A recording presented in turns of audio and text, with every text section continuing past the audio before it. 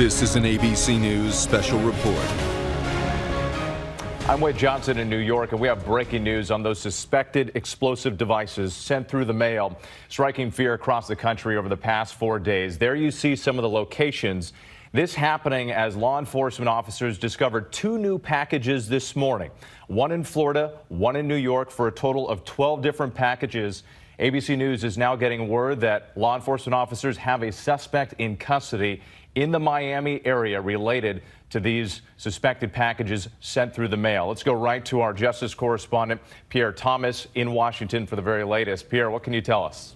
Well, just as you said, we're being told that a man or suspect has been taken into custody in connection with the mailing of these suspected explosive devices.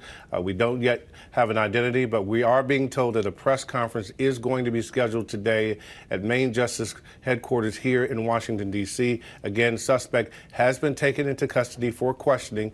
We're awaiting more details, but law enforcement officials have been working around the clock all week trying to figure out who might be behind sending out these packages. It has been a top priority at the FBI, Secret Service, and multiple law enforcement agencies. A national manhunt underway, and we're told that a significant step has been made in terms of trying to figure out what the origins of these packages were with. All right, and Pierre, just a note to our viewers here, you're looking at video of the special NYPD vehicle transporting one of those suspected explosive devices. This is the one that was discovered in Midtown this morning at about 52nd Street at a mail processing area. That one was again supposed to go to, addressed to go to CNN, specifically to James Clapper. He, of course, one of the critics of President Trump. Also, there was another one we mentioned in Florida this morning that was supposed to go to Senator Cory Booker. So we want to go to Florida. Our Eva Pilgrim is there. She's been covering this. And Eva, over the past couple days, we've seen law enforcement activity pick up in the Florida area. That is where we're getting word that they're taking this suspect into custody. What can you tell us about what has taken place there over the past few hours?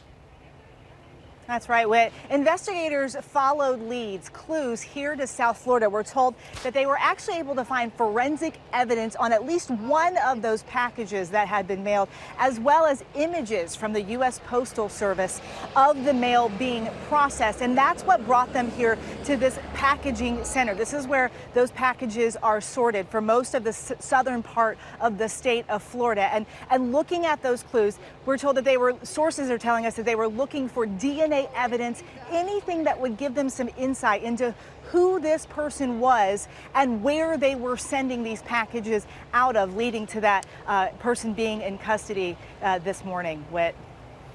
All right, Eva Pilgrim, thanks so much. Again, talking about those packages, and one thing that we've heard from law enforcement sources, the fact that those packages remained intact could provide a lot of that evidence, and as we're seeing now, leading to a potential suspect in custody in Florida. Once again, this is the very latest information relating to now a dozen suspected explosive devices sent through the mail. That suspect in custody. We'll have the very latest coming up this evening on World News Tonight with David Muir. We'll also have more information on abcnews.com and on the ABC News app for breaking news alerts. I'm Wade Johnson in New York. Have a good day.